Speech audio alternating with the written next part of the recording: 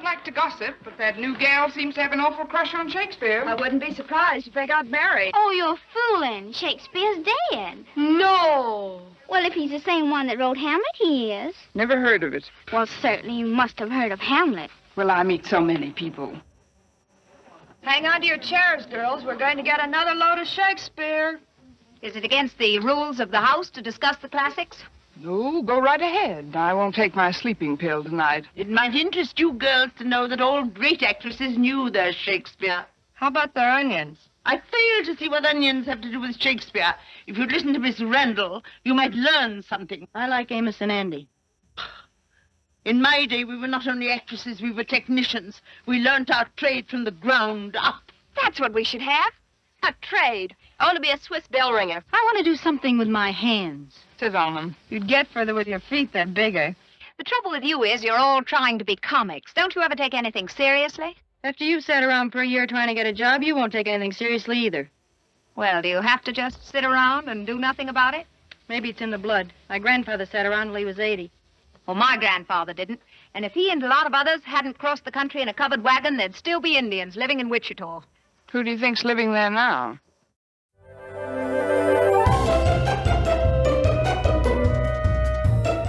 Hello, I'm film historian Tony Maeda. And I'm Brad Shreve, who's just a guy who likes movies. We discuss movies and television from Hollywood's golden age. We go behind the scenes and share our opinions, too. And of course, being the average guy, my opinions are the ones that matter. As does your self-delusion. Welcome to Going Hollywood. Tony, my moving to Spain has proven to be a bigger challenge to this podcast than I expected. Tell me about it. I look and I'm like, okay, that movie is showing on blank, HBO Max, Prime, or sometimes on YouTube. And I'm like, okay, no problem, Tony. And then when I actually try to watch it, it says not available in your country. Yeah. So this particular movie, it took a while, but I did find it on, we actually have a VPN and we had to, I watched the movie and it was worth it to be able to see it, to talk about this episode. But I wasn't expecting this. I wonder about that because for some reason I think it's from when I was in London. Somehow I'm on Amazon UK. Mm-hmm. And I will go to buy something and it will tell me it's 57 pounds. I'm like, wait a minute, what? No, wait. And so I have to switch back. So I was wondering if you had the same issue with these movies, on Prime. Yeah, it's we have a VPN, so I can just put on that we're in the United States, and usually it's okay. I had a real struggle with this one for whatever reason. It wasn't, I don't know what country, it wasn't letting me be in the United States, and therefore it took a while. But I finagled it and watched the film. Well, we should probably tell everybody what this one is that we're talking about, because I have something to say about it, too. We are going to discuss a movie I love, and we'll find out what Brad thinks, from RKO in 1937. It is indeed Stage Door. And here's my thing. Why is it, Brad, every time we talk about a Katharine Hepburn movie from the 30s, I get sick? I don't understand that. You're the one who has a problem with Alice Adams. Why am I the one that gets sick? Well, and I saw this as the director is Gregory LaCava and Katharine Hepburn, and I'm like, oh my God, we got Alice Adams back again. But it's not. That was George Stevens. So I thought LaCava was involved in, or was it Pedro Berman? Pedro Berman. It was the production head at RKO. So yes, he was involved in Alice Adams and Stage Door. Okay. Because this is RKO. Okay, I knew there was some connection. This is RKO from 1937. But so, ladies and gentlemen, yes, my voice might have a little bit of a sultry feel to it. It is. I am fighting this, but I wasn't going to let this incredible cast down. I really wanted to show up for them because I love this movie. I'm interested to see what Brad has to say about this movie. And so I wasn't gonna postpone this again. I was gonna say, no, we're going to do this. We're gonna do Stage Door. We're gonna do it. Well, I gotta say your sultry Eartha Kitt thing is really getting hot. Eartha Kitt? God. Guess it's better than B. Arthur. So anyway, this is indeed Stage Door from RKO in 1937. I love this movie Should we just jump in, Brad, and find out just your overall thoughts before we start talking about this movie? Because first of all, we have a lot to talk about, but we also have a very special moment coming up. I think you can guess what that moment is, but it's a very special moment in this particular instance because this film features, yes, should I just go ahead and say it? This film features the very first A movie performance in a supporting role by none other than, yes, Miss Lucille Ball. Absolutely. And I was taken aback. It was the first sentence in the movie. What was the first sentence? The first line. She had the first line? She had the first line. There was the woman singing, Hattie, I think it was her name. Hattie, yes. Hattie's going, la, la, la, la. She always did around the house. And Lucille Ball did not look like Lucille Ball. I mean, once you really looked at her, she was like a chameleon in this movie, in my opinion. But first thing I heard was her voice. I'm like, oh, good God, that's Lucy.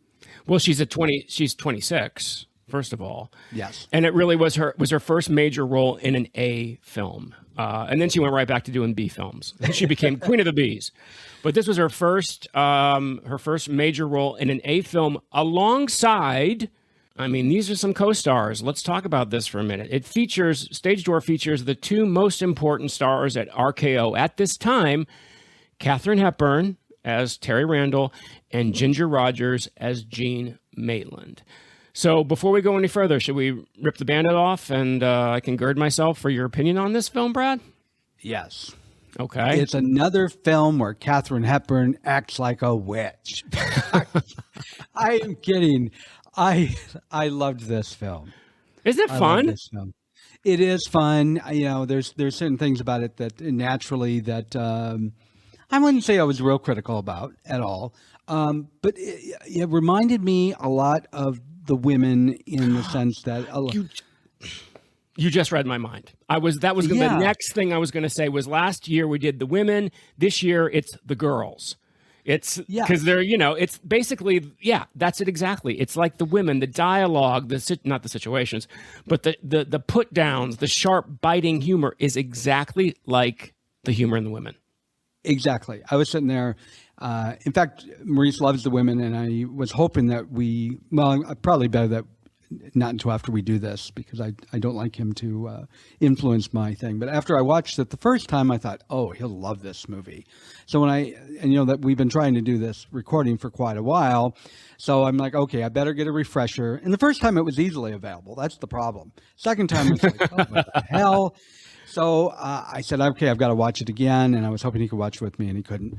So, yeah, it's just the same biting dialogue that's fun. And there's more men in this movie because there were none of the women. So, yeah. Rapid fire dialogue. They were mainly props. I was thinking about it. You call it the girls, but these women who are in this film are pretty much all the same age as the women who were in the women. They're just playing younger girls. And this is why I love this film. I love Hepburn in it. I love Ginger Rogers in it. But it's this supporting cast. This film is legendary for this incredible supporting cast because not only do we have Lucille Ball, we have Eve Arden. We have Ann Miller. We have Phyllis Kennedy. We have Jack Carson. These people all became pretty major stars later in their career. And this is, for many of them, it was one of their very, very first jobs. We also have Gail Patrick and Constance Collier, and we have, unfortunately, or fortunately, the one problem I have with this film, and I think everybody does, and the one person who got an Oscar nomination for this film is Andrea Leeds. She got an Oscar nomination for Best Supporting Actress. She plays Kay Hamilton, and she is probably the weakest link in this entire cast. Not her fault, but I think the weakest link. What do you think about that? I agree 100%. And I was thinking, oh my God, I'm drawing a blank, and I'm going to embarrass myself. Did Olivia de Havilland play Melanie in Gone with the Wind? She sure did. And it was the same character, just tragic, melancholy at all times. The fact that nobody could tell that this woman has serious problems. It's like they kept glossing over that this woman is a walking, living zombie. And I felt like mental problems here. Yes, and I felt the same way. That's one thing I have never watched all of Gone with the Wind, but I know enough to know the characters. And the only reason I haven't watched all is because it's so long. And I felt the exact same way with this character. It's just, she was too tragic. Too tragic. Well, she didn't have much to play. And interesting you mentioned Melanie because, she was very close to securing that part in Gone with the Wind. Oh, that doesn't surprise me. She looked just like Melanie. Olivia de Havilland obviously takes Melanie into another stratosphere. She's wonderful as Melanie. But Andrea Leeds, I think the problem with Andrea Leeds in this film is she has nothing to play. This character is pretty much a nothing. So she has to rely on old theatrical tricks, her eyes getting wide. It's an over-the-top performance. When you have these really wonderful contemporary performances, I think that's the thing that stands out to me about Stage Door is, yes, this is 1937, but other than the fashions and a few of the phrases, this could be today. These women are just as fresh and just as biting with each other and just as sarcastic. It's a wonderfully fresh film, and that's how I feel about it. Yeah, it's really sad that she had that role. When you consider that she had to go up against Hepburn, Ginger Rogers, Eve Arden, who I adore Eve Arden. Ann Miller, who she was my favorite character. She was just a ray of sunshine in this. Do you remember what her name? This is the thing. Do you remember what Ann Miller's name is in this? Annie. That's the thing. Ann Miller's name is Annie. Eve Arden's name is Eve. And there's a reason for all that, which we'll get into. But she's the only one who came away with Andrea Leeds is the only person who came away with an Oscar nomination. That's what's so funny. That's tragic. Her character is not nearly as tragic as the fact that happened.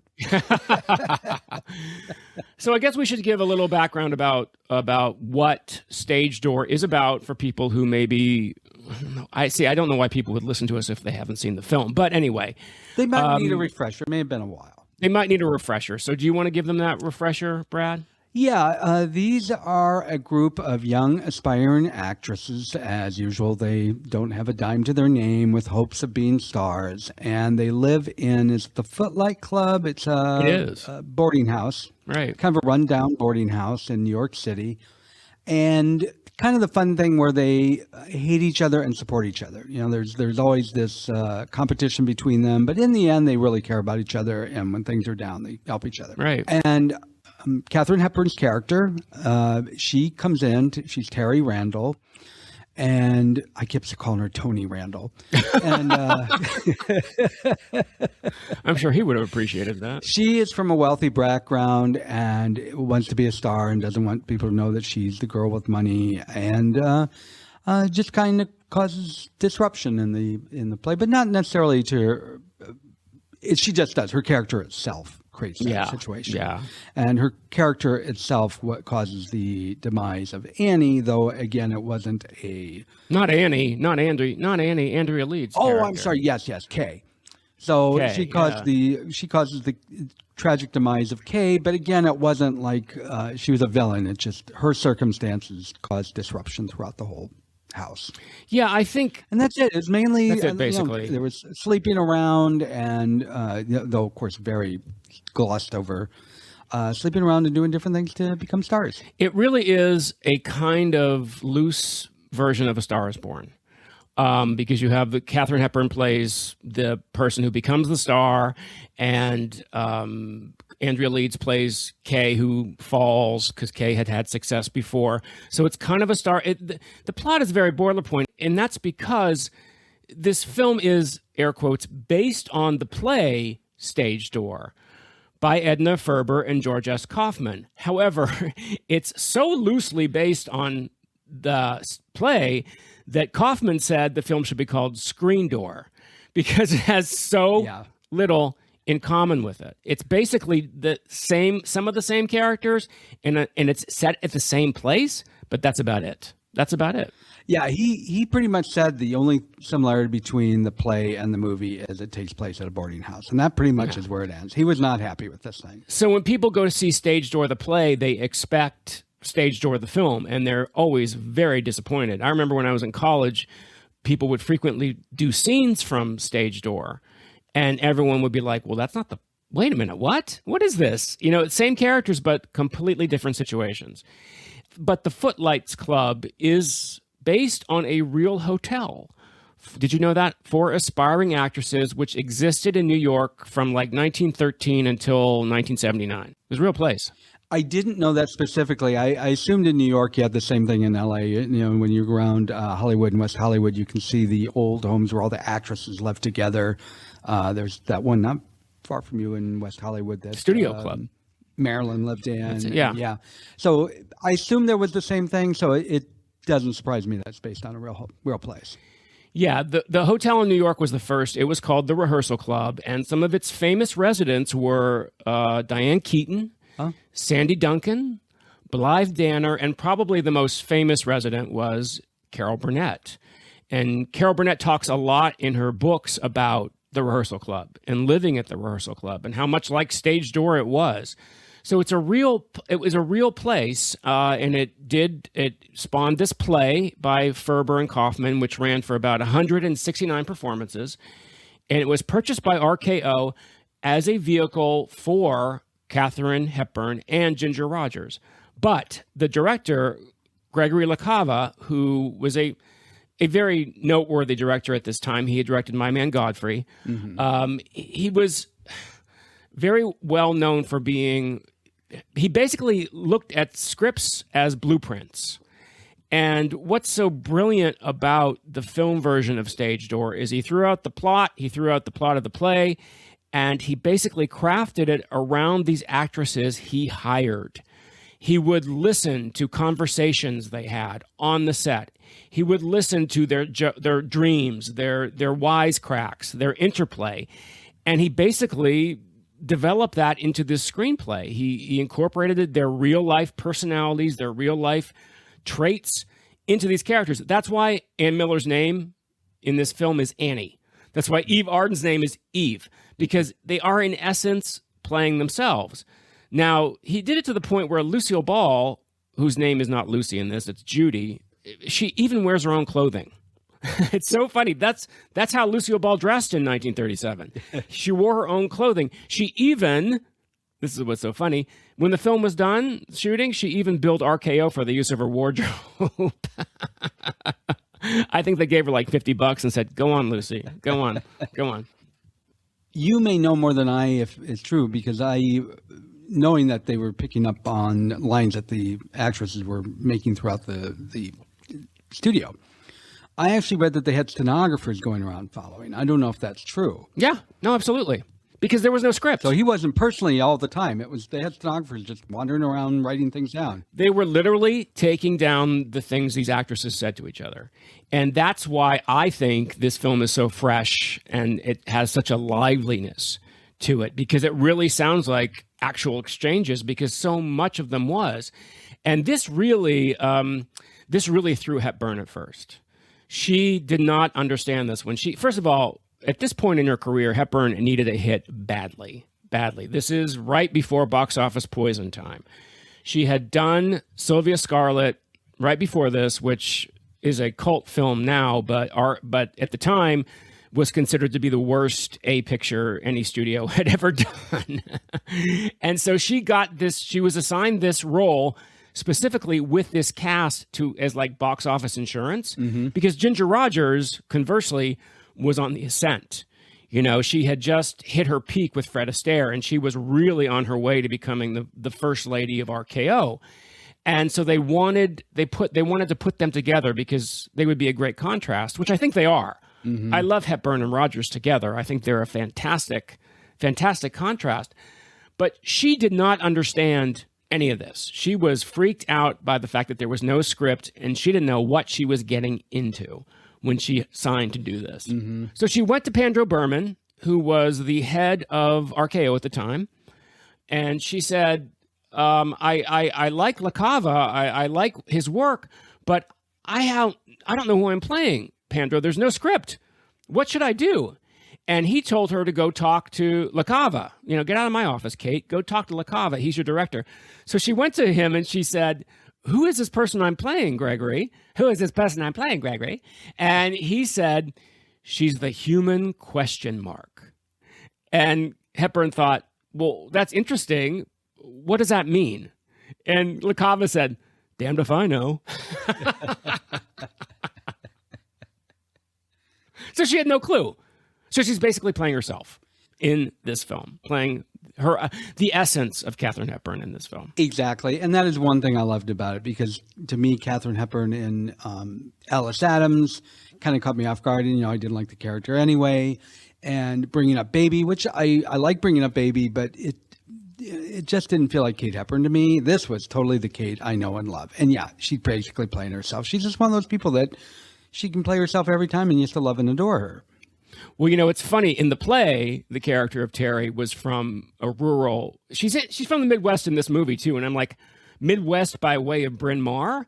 How is this character from the Midwest? It's Katharine Hepburn. But she was like a farm girl in the play. And obviously, they got rid of that when they had Katharine Hepburn. But I think that what is amazing is the fact that Hepburn realized, okay, you know what, you're right, because Pandora Berman told her, look, you would be lucky to be fifth billed in a hit film, Kate. You should just, be quiet and go do your work. And she said that she really grew to appreciate and like what LaCava was doing. So she gave him an opportunity to really finesse this character and finesse this film to the point where she really grew to respect him. And you're missing the point here, because she was from the Midwest, because her father was a wheat trading magnate. Yes, Hepburn in a wheat field. So, and to the point... It's time to milk the cows, father. Yes, to the point that the people in theater knew who he was. And I'm sorry, there are some very, very wealthy people in the Midwest who are involved in wheat and other types of production that nobody knows their names, and they would not have been known in this movie. I did get a little chuckle out of that. But just the idea that she's from Illinois. I mean, yeah, exactly. Yeah. By way of Hartford, Connecticut. And then we have Ginger Rogers, the second billed one. And as I said, Ginger was really on her ascent here. She had just hit her peak with Fred Astaire, and she was on her way to becoming a major force at RKO. And I think we should say something briefly about RKO. RKO eventually became Desilu. Mm-hmm. Lucille Ball and Desi Arnaz bought RKO in 1957. And so it's and Lucille Ball was a contract player at RKO. So was Desi Arnaz. So that's kind of wonderful when you're watching Lucy in this movie, knowing someday she's going to own this place. But RKO was what was called a minor major. And what they meant was, in Hollywood at this time, you had the major studios. You had MGM, you had Warner Brothers, Paramount, and then you had the minors, Columbia, Republic. Well, RKO was kind of in between, because RKO, you can't call any studio that put out King Kong, that put out the Astaire Rogers films, that put out Citizen Kane, that had Katharine Hepburn. You can't call it a minor, but it wasn't in the league of MGM or Paramount, and that it was this huge machine. And I think that's really important, because Hepburn would not have been allowed to do the films she did that really started the downfall of her career after Alice Adams at a major, at MGM. They would have said, hell no, Paramount, never. But RKO gave them a certain amount of freedom. And so it was really fascinating at this time that Hepburn was in such trouble, but she still acted like she was queen of the lot. That's the thing about Hepburn. She's still just like when she first came to Hollywood. Mm-hmm. And you can imagine she was pretty intimidating for some of these younger actresses. And Brad, this is where we have our very special moment. How can we do a film with Lucille Ball without having a Lucy moment? This whole thing's a Lucy moment. But here's what's special. We have the lady herself. So I just want to play a little excerpt of Lucille Ball. I think this is from 1986 or 87, talking about what it was like for this young starlet to work, what Katharine Hepburn was like on the set of Stage Door. Katharine put most of us in panic. The very way that she talked was just a little terrifying for me. I just didn't know quite what she was saying. And she didn't talk directly to me at any time, so it really didn't matter. But I was riveted to her whenever she was around. So was everyone else. She looked wonderful. She was very, very beautiful, very slim, very chic, and not at all standoffish with us. She just ignored the whole set. Wonderful. She looked wonderful. Well, what's funny is we talked about Kate playing herself. She very much did in this play as well. I mean, first of all, it's hard to imagine Kate not being overwhelming. She has such a strong presence. And her character in this film was very much like her. She comes in the door and she's like, this is the way it is. I'm an actress, and yeah, I'm going to be a star. Why wouldn't you be a star? That's just the way it goes, And she had so much confidence until she actually got up there on the stage and was a little bit awkward for a few minutes. Mm-hmm. And I don't know. I just love Kate Hepburn.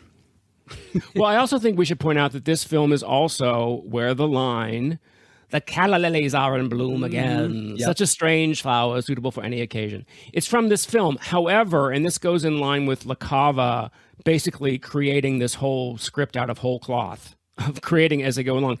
Those lines are actually from a play Katharine Hepburn did a few years before called The Lake. And it's the play in which the famous wit Dorothy Parker said that Katharine Hepburn runs the gamut of emotions from A to B. And it was a huge, huge disaster for Katharine Hepburn. So the fact that LaCava said, we're going to put this in stage door. And what's wonderful about it is she's taking control of she's owning it. You know what I mean? She's making fun of it. It's now a joke. This was a very, very difficult thing for Katharine Hepburn. She came out of the blue, won the Academy Award, was the hottest thing around, and then went back to New York to do a play and was basically crucified. So she took this horrible thing and flipped it and made it funny, or made it part of, now she owned the story, now she owned the narrative. And I love that. And so that line, "The calla lilies are in bloom," which is so identified with her, is from this movie, but was actually from one of the most difficult things in Katharine Hepburn's career. And she owns it now. And she tells the story, which I love about that. Another way that LaCava based these characters on these actresses, just threw out everything else and just went with these actresses, and it's fantastic. And I wonder, I don't like doing line-by-line comparisons between movies and books and movies and plays, because there's always changes. And I'm glad you explained why the changes were made to this film, because I was going to ask you if you knew why, and it makes perfect sense the way you explained it. I'm wondering if the Kay Hamilton role was much different in the play. She had to be a better character than this. There's just no... It's really hard to compare. They really are like two different animals. They really are. I mean, there are some similarities, but it's just, it really is... The film, in my opinion, the film is so much better. With these little things which are kind of like, okay, that's a little like like her character. It's a bit hard to watch. It's so mannered. She just didn't have anything to play, but she got the Oscar nomination. So there were 4 Oscar nominations for this film, by the way. She got one of them. We'll go over the other ones near the end. But let's talk about this cast for a minute. Besides Hepburn and Rogers and Lucy, as I said, we have Eve Arden as Eve, who's basically doing Eve Arden. Yes, she totally plays herself, which I always love. I love seeing Lucy and Eve Arden in a scene together, knowing what their future would be, knowing that eventually Lucy would be Eve Arden's boss when she was doing Armis Brooks on TV. And also the fact that they had at this time, their screen personas were very similar. They were both what was called drop gag girls, and the fact that they were always sarcastic. They would drop a line and walk off. So it's fun to see them together. We have Ann Miller as Annie, who was, hold on to your phones, 14 years old. Did you know that? No. Ann Miller was 14. She told everybody she was 18, but she's 14 years old in this film. And she was kind of discovered by Lucy at a nightclub. She'd been working in a nightclub as a dancer. She's a dancer. And she got her RKO contract through Lucy. And it's amazing because she doesn't come off. She comes off as a young girl. She doesn't at all seem to be 14 years old. I mean, there's some problems there. She doesn't have a romance, thank God. But one of the things her character always does is when she's just standing around, she tap dances. And that's what Ann Miller would do. When she was bored or when she was nervous, she would tap dance. So he put that in there as well. My favorite character, though, and the one I kind of call the Marjorie Main of this film, is Phyllis Kennedy as Hattie. I think Hattie is so funny. Hattie's basically the maid at the Footlights Club. She's not an actress like the rest of the girls. She's the one who cleans up all the time and, brings people in. And so she's I don't want to call her a maid, but she really is kind of the maid. And she's so funny. She has some of the funniest lines in this film. And she's like the Marjorie Main character of this movie. I think. And I would call her a maid, certainly. It really blows my mind that what you just said about Ann Miller, because I know most of these women were the same age. Eve, Arden, and Kate Hepburn were about the same age. The others were a few years younger, but they're all right about the same age. And you're right, she was born 12 to 15 years later than some of these others. So that is shocking. I know, it's crazy, right? She looked very young, but I never would have guessed that age. 14. I mean, that's insane. We have Gail Patrick, who usually played this kind of role. Gail Patrick plays Linda Shaw. She's pretty much Ginger Rogers' nemesis. The exchanges between Linda and Ginger and Jean, Ginger Rogers' character's name is Jean, are some of the best, the most biting ones. I know one of my favorite exchanges is that Linda has a fur coat on. And she talks about how she's just, making conversation with Ginger Rogers, saying how wonderful it is these animals give up their lives for our comfort. And Ginger Rogers goes, well, the rodent family better than I do. And just things like that. Remind me to walk up next time I hope I see you with a fishbowl in my hand or something like that. It's just, there's some wonderful, I have some lines later that we can go over. But it's just some wonderful bitchy lines. And she kind of played these kind of roles. She played a similar role in My Man Godfrey. And then I think finally we have, we got to talk about Constance Collier, who plays the theatrical grande dame of the film. Mm-hmm. Her name is Ann Luther. And Constance Collier was actually a vocal coach. She was a Broadway grande dame who came to Hollywood when talkies began, and she coached actresses and actors in the proper way to speak for sound films, for talking films. And she became very close with Hepburn after this film, and she actually coached Hepburn in later years when Hepburn went on stage to do Shakespeare. So that's pretty interesting. I think that's an interesting little connection there. She also, that same year, was in the film Wee Willie Winkie, which was a Shirley Temple film that was one of the top grossing films that year. I've got the list of some of the top grossing films. And she was in that film. I presume somewhat forgettable. I never heard of Wee Willie Winkie. Yeah, well, I have, but yeah, she was the grande dame, and I just think it's interesting that she and Hepburn became very close. And she was a fun character. I really enjoyed her. She's a lot of fun. I love it when Hepburn's having problems with her role in the play, and she turns to the director and she says, "Have you ever considered an older actress for this part?" I mean, it's great. It's great stuff. It's great stuff. So let me tell you my challenges with this film. Please do. I'm sure the play, it all took place in the boarding house. That's my guess. And I kind of wish that was the case here, because the fun of this film to me was the dialogue back and forth between all the different actresses. Yeah. There were secondary storylines in this that I kind of felt like could have gone somewhere, but they didn't really go anywhere. Yeah. Kay Hamilton is the perfect example. Andrea Leeds. She didn't really have a storyline other than walking around being depressed and then dying killing herself at the end. Like a zombie, yeah. Yeah, I mean, other than we knew that she had been had great reviews the year before, that was really all of it. I mean, it really didn't go anywhere. The other thing is Terry Randall's father. Mm-hmm. The fact that he funded this play to try and get her to, he wanted her to embarrass herself so she would get out of acting. That kind of was like tossed out there. There really wasn't much story or conflict in that. So to me, it kind of was unnecessary. The other one was, who was it that was having an affair with Adolphe Menjou? Well, it was Gail Patrick. Gail Patrick was the original. Yeah. Gail Patrick. Yeah, and I think that could have been played up or played down more. I would like to have seen it played up a little more. There were all these little things that I kind of felt like they were there to carry the plot, but I didn't think they added enough to the plot. I would have just liked to have seen I would have liked to not seen them played out. I think that's the deal. They tried to play them out, and it was weak, and they didn't really go anywhere. When I think if they all just sat there in that room doing where I thought they were best and talking about those things, it would have been a lot stronger, in my opinion. I agree with you. You know what my problem is with this, besides the things you mentioned? What? Adolphe Menjou. I mean, he's like 175 years old in this movie. And we're supposed to believe that he's this charming, sexy impresario. Originally, they wanted Douglas Fairbanks Jr. Now, I don't know if anybody's familiar with Douglas Fairbanks Jr. out there, but just watch Gunga Din, and you'll know who Douglas Fairbanks Jr. is. Obviously, he's the son of Douglas Fairbanks, but he was a suave. He's very much like Cary Elwes. Suave, so handsome, charming. And that's who Anthony Powell should be.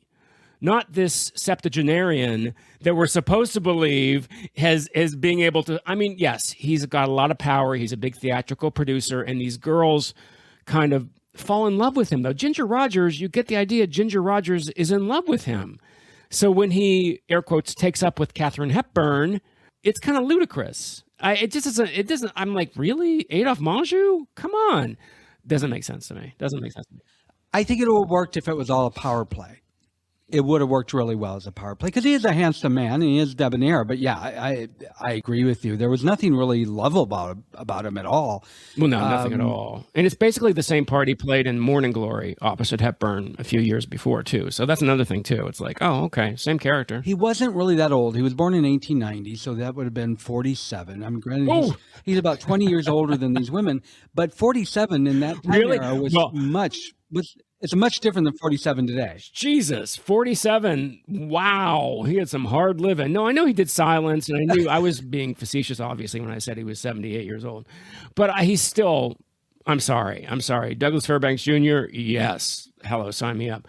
But I think we should say, so the plot of what happens in this is Hepburn does play this young upstart who comes to the Footlights Club and has clashes with these girls because she's obviously of a different class than these girls are, but she's really trying to get along. And there's a play that's going around that Andrea leads for some reasons. Since she had a big hit last year, she feels she has to be cast in this new play. And she pretty much walks around like a wet mop throughout the entire play because she feels it's her role. It's not her role. Any one of these girls has every right to this role. But you get the idea that she feels like it's hers. And Katharine Hepburn's father decides to, as Brad said, back this play in order to humiliate his daughter. There's a nice father. And get her out of theater. Well, what happens is that Andrea Leeds' character, Kay, goes off the deep end when she finds out that Katharine Hepburn got the role and basically kills herself. And the trauma of her death suddenly makes Terry Randall, Katharine Hepburn, a great actress. Yes. And we're supposed to believe that she was able to act. She becomes a huge hit. And we're supposed to believe that she's able to sustain this for like months and months and months. Because at the end of the movie, she's still a huge actress. She's still a big star. It's very funny. The thing I don't get about Kay Hamilton, Andrea Leeds' character, is, unless I don't remember, there was nothing that made it sound like there's a reason that she thought she should have been the star of this film, other than Adolphe Menjou's character that she'd worked with him before, which I didn't even connect until the very end of the play. But it's just like to me, it felt if there was more dialogue about it, it was lost on me.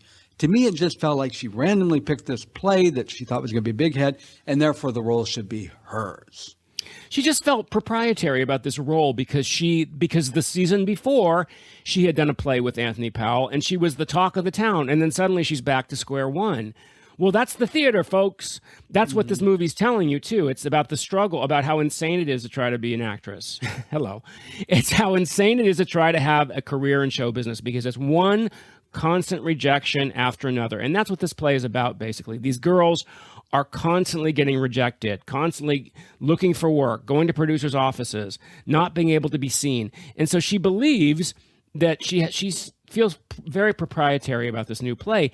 And when she doesn't get it, it sends her into a depression. And clearly she has mental issues because, and here's another problem I have with it, her death scene, it's Katharine Hepburn's opening night in the play, And they're all going to see it except for Eve Arden. They said, aren't you going to go? What'd she say? Aren't you going to catch the opening night? And Eve said, no, I'm going to go tomorrow and catch the closing. Yeah, I love that line. Which is brilliant, with that cat draped around her, with Henry draped around her. And so she just feels proprietary. So she goes into this kind of, they're all going to the theater, and Andrea Lead starts walking up the stairs to her room, and suddenly it's last year, and you see her eyes get wider and wider and wider, and she hears the voices, the distant voices of the past, and the applause, and she just keeps walking up the stairway, higher and higher and higher, out of camera shot, and next thing you know, you hear a scream, and she fell out the window. Done. Dead. Now, I don't know how'd she just walk out the window? She had to open up a window to walk out of it. That is one of the worst death scenes, I think, in Hollywood, because she just keeps on walking. And that's it. We're supposed to believe she walked, opened a window, leaned out, fell out. The whole time in this haze. It's really, really the weakest part of this film is that, in my opinion. Well, first of all, it was quite obvious she was going to kill herself the way she, had that look in her eyes, and I think it was at least a 3-story house based on the staircase. So you see her walking upstairs, you knew it was going to be over for her. But again, that was, this movie, a lot of the writing is very weak, and to me, what makes it is the amazing cast.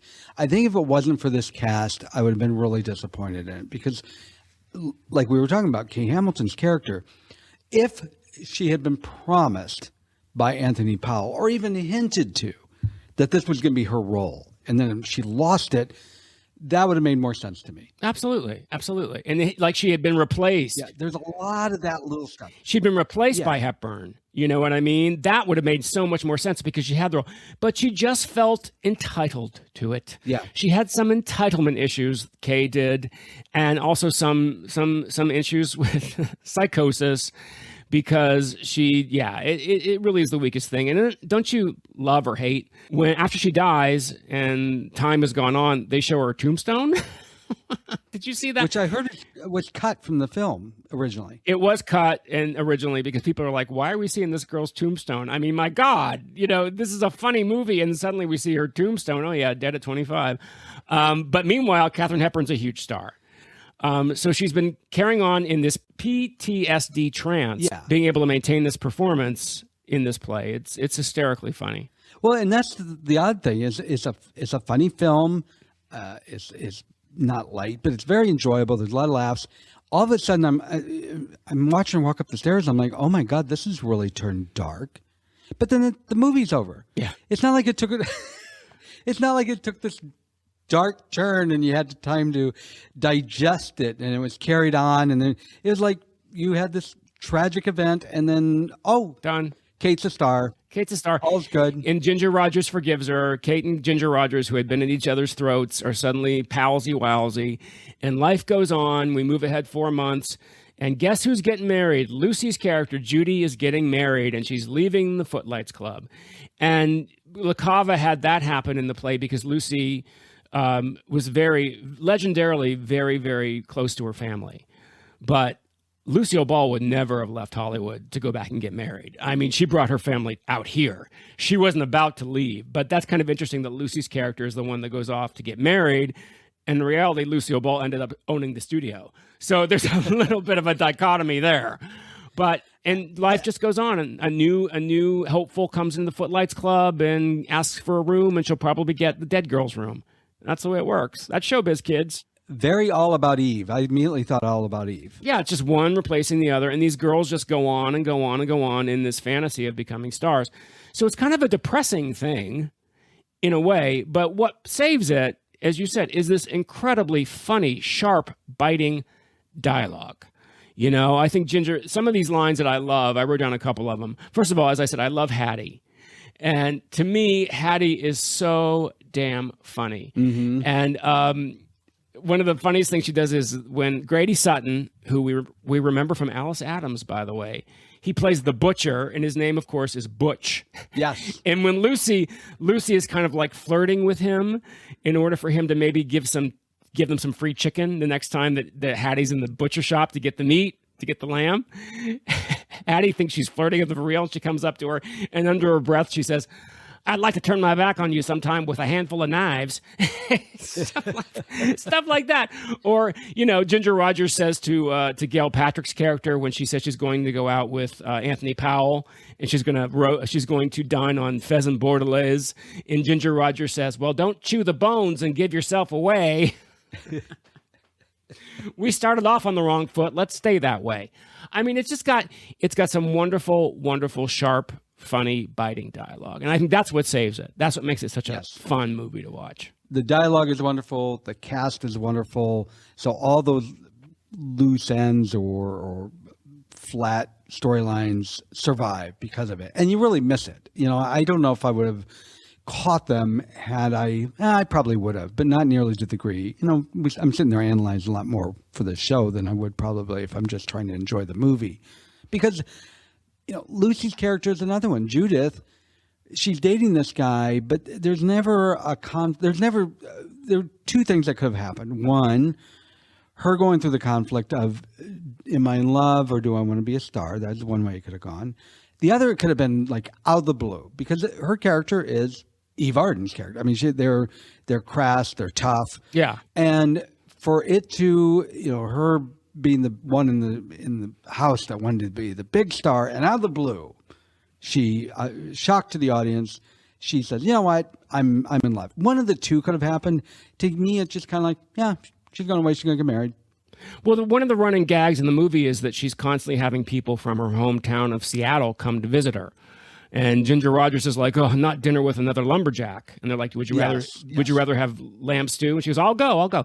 So that's a Lucille Ball thing, the family thing, people that she knew. So what happened was that one of these guys eventually, I guess, proposed to her when he was coming to take her out to dinner, because there are girls like that. There were girls who would be in New York and would depend on people coming into town to buy them dinner. This is how Lucy did that. When she was struggling in New York, same thing. She would depend on other people to buy her dinner sometimes because they were so broke, because there was just no work. And again, depression. I mean, this is also the Depression, so it's even harder. Yeah. But that one line that I wanted to say that I thought was one of my very favorite lines was about the fur, when Gail Patrick comes down with the fur, and Ginger Rogers when she talks about the rodent family, and then Ginger Rogers responds, "Someday I'm going to be lucky enough to run into you while I'm carrying a bowl of goldfish." I mean, it's just great. It's right out. It's just like the women. Sharp, biting, which makes this movie work. Yeah, and I want to say that when I tear apart a film like this in this manner, it's actually my love for the film. Because as a writer, I see potential. I think I told you that I used to rewrite TV shows. Because when I see something that I think is great and has the potential to be better, that drives me more than just a flop. So the whole time I'm like, okay, I would have rewrote this. I would have rewrote this. So when I do these criticisms, it's like, God, this could have been just amazing. It's fun. It's great, but it could have been amazing. See, and I'm a little kinder to you about it. I love this. I love the energy that LaCava captured that still transmits 80 years later. And just the screen just crackles. And to see these people so young, to see Lucy at 26, just vibrant and stunning and knowing everything that's ahead of her. To see Hepburn and Rogers really at their peak going after each other. To see 14-year-old Ann Miller. It's fantastic. It's fantastic. They all look beautiful. I mean, Lucille looked great. Ginger looked great. Katharine Hepburn, if they had a different hairstyle on her, looked fabulous. Didn't like the bangs, huh? She's a little mannish. No, I wasn't wild about the bangs. She was very mannish, but she still, I was like, God, her face is just gorgeous. She's beautiful. Well, Lucy said she was so beautiful. So I want to go over the stats of the movie, but before we do that, do you want to talk to the people about anything about the podcast? Yes. Once again, we are glad to be back. I know we've been back for a little bit, but it seems like we've been away forever. And so glad you're back with us. And thank you we've gotten quite a few emails while we were gone and still get some. So thank you for the feedback. We love that.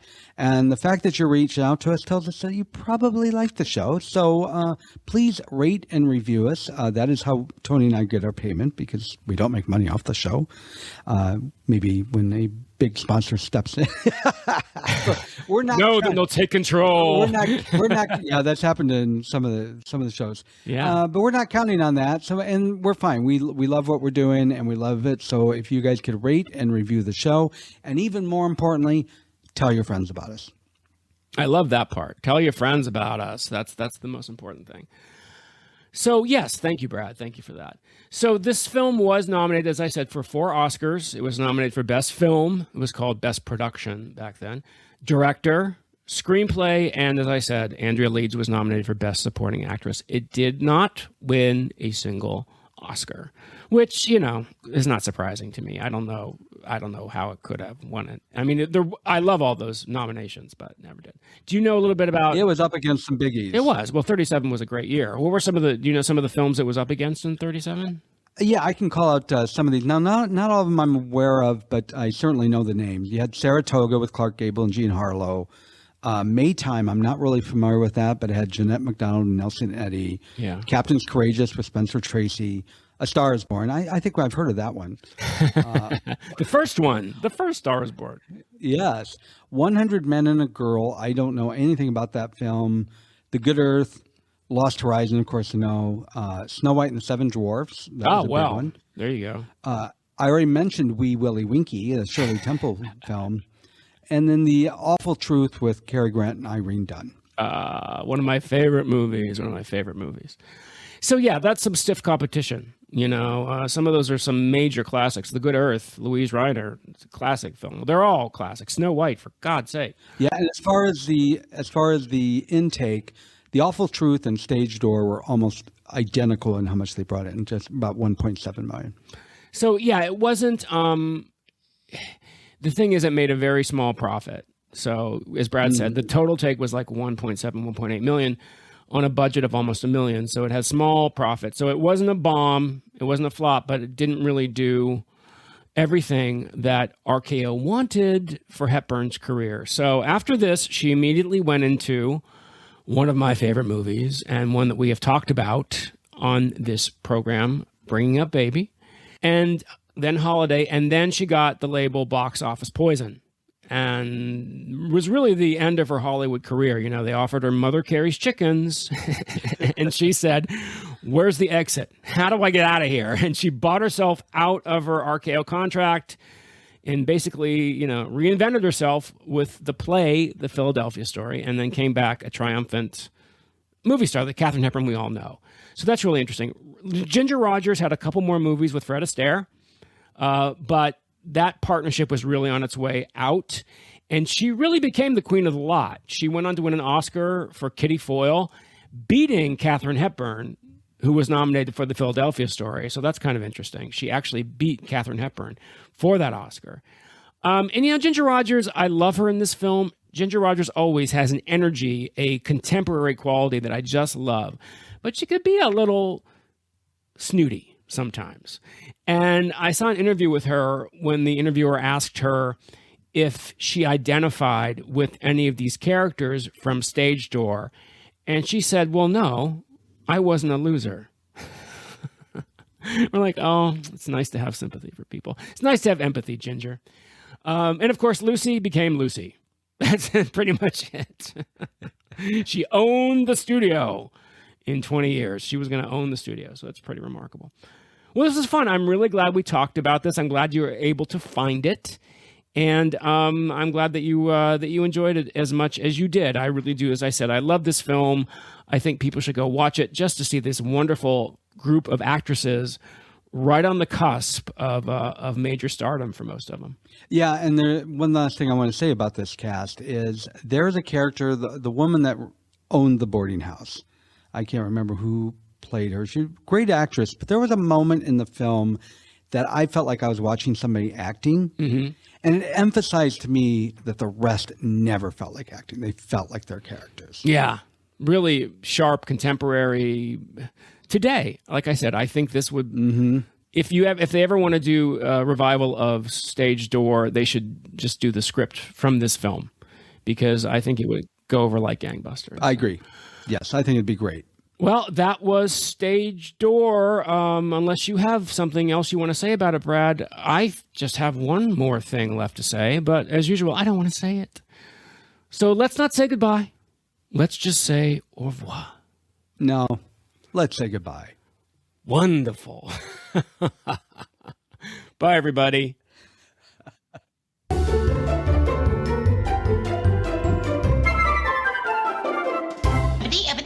That's all, folks.